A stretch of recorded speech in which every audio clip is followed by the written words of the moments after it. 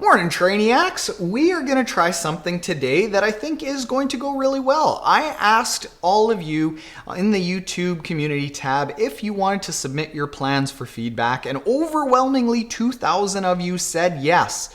So we've got some submissions. Thorsten Gratzer is a young athlete with a swim background who has really big goals to do his first Ironman next year. He wants to go sub 12 hours, and he's submitted his training plan for feedback, and we're going to take a look. And there's definitely some things that we can help him with that we can help you with, whether you've got a swim background, whether you've got an Ironman goal in mind, whether you want to go sub 12 hours or not. There's definitely a lot that we can learn from Thorsten's plan and help him out with.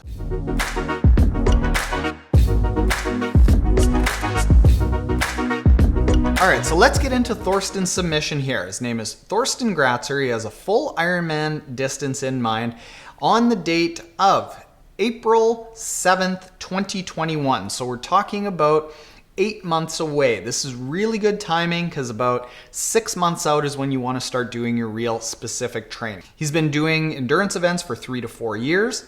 His run is his weakest discipline. He says that running form as a big guy is his biggest challenge. He's 1.97 meters, and that is 6 foot 5.5 inches. I've asked everyone who submitted if they have basic proficiency in swim, bike, run. He can run continuously for 60 minutes at a zone 2 heart rate without having to walk, so that's good. He can ride for 90 minutes without any difficulty at all, and he can swim 400 meters or yards continuously without a break or without feeling out of breath whatsoever. And I'll get to why I know that that's the case and how that relates to his training plan in a second. So he's basically check. He can start training, no problem. Then here, I want to make sure that he has the basic things that are going to help him out. He's got a pull buoy, but he doesn't have snorkel or fins. Those are things that I recommend everyone has because that's what's going to allow you to do really structured, proper drill builds that are going to help you get to your race. But I want to make a special note here. I looked up Thorsten on Instagram, and if you go back here, we've got some medals, we've got a lot of open water swimming photos. My impression is that he has a swim background, and that's going to be really relevant when we get into his plan. He's got a bike with aero bars, and our testing, having aero bars on your bike is roughly about 4% improvement. And even if it's just a road bike with aero bars, it's that 4% improvement for as little as 30 or 40 bucks. So everyone needs to be in aero bars regardless of what bike they're on, whether it's a tri-bike or a road bike. Aero helmet, same sort of thing. We're looking at about a 2 to 3% improvement for maybe a $200 helmet instead of an $80 helmet. That's a really big improvement on dollar per speed advantage. Now, deep section race wheels, I'm just interested in seeing if the athlete has that. Tri-bike. Now, I'm not going to say that that's a must. You can do a race on whatever bike you've got, but if Thorsten was coming to me and saying, well, I have a really crappy run, but I've got a road bike, then we start looking at, well, you know what, maybe you're getting off the bike and your muscles are burnt out unequally because a road bike is going to close up your hips where a tri-bike is going to open them up. So in his case, he's got a tri-bike and he does have a running watch with a chest strap heart rate monitor. Especially if you're doing Ironman, you've got to be doing a lot of training at low heart rates. So I want to make sure that you've got a chest strap heart rate monitor because wrist-based heart rate monitors, not accurate. Chest straps, no matter what chest strap you've got, I use Garmin, they're gonna be much, much more accurate. Then we'll go down to what he wants to do. It's his first Ironman. He wants to go sub 12 hours. That's very reasonable. We ended up coaching Nick Bear, if you followed along last year. He's a really well-known YouTuber, big guy, no background in triathlon, good background in athletics as a whole, and he went 11:30 roughly in Ironman Florida with only about 5 months of training, but the training had to be really specific. So going sub 12, very doable. He's done one half Ironman, and he's done a sub 1 hour swim. Having a sub 1 hour swim goal, that's showing that you got some swim pedigree to you. He wants to do a 5.5 hour, 180 kilometer ride in the half Ironman, but running is his weak spot. So the fact that he's looking at a 1 hour swim, a 5:30 ride, he's looking at a 6.5 hour time right after getting off the bike. And he wants to go sub 12. So that means we have to get him into that run under 5.5 hours. We can definitely do that. We have to make sure that his run is a lot more efficient than it sounds like it is. Now, let's get into his training plan here. He's got gym and an easy bike on Monday, swim and an easy run on Tuesday, hard bike on Wednesday, hard run on Thursday, gym on Friday, and then the key day long bike followed by a brick run on Saturday and a long run on Sunday. There's definitely some things that we can work on here to help you absorb the training and execute all of your workouts a lot better. One thing that I want to look at here is, are there days that are more intense? Are there days that are longer? Are there days that are specifically designed for rest to give you that rest day to absorb the training that you've done? And right now there really isn't. A gym session, I don't really count as an off day. More than anything, I actually think that it should be a little bit intense so that it's actually doing something. So what I would actually start changing around here is not necessarily what you're doing. So the 4 run breakdown in a week is good, 3 bikes, good. Having 1 swim, that's a little bit worrisome. But what I recommend for athletes for the Ironman swim training portion is train as much as you need to get out of the water fresh. So that means that you are ending the swim completely fresh. You do not want it to tax you whatsoever. And if you have a swim background, Thorsten, and 1 swim a week and still being able to reach that 1 hour goal and not have it tax you whatsoever is all you need to do, just 1 swim a week, great. Focus on the other aspects of an Ironman.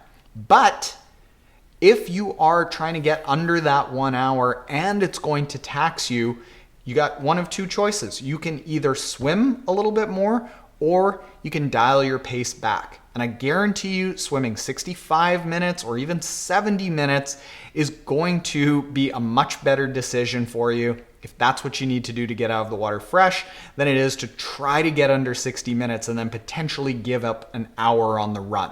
So whatever it requires to end up getting out of that swim completely fresh, that's what you do. Now let's move around some of these days here. I want to bookend the weekend with easier training, and I want to put most of the intensity together. How the week is going to look for him and how we build things on teamtrainiac.com is very much along these lines. Monday, to make sure you are absorbing what happened on the weekend and prepare you for the next 3 key days, is just an easy bike. Perfect. And then on Tuesday, you're going to have your intense run and a gym session later in the day. Wednesday, you're going to, again, absorb that hard session and prepare for the hard session the day after with just an easy run.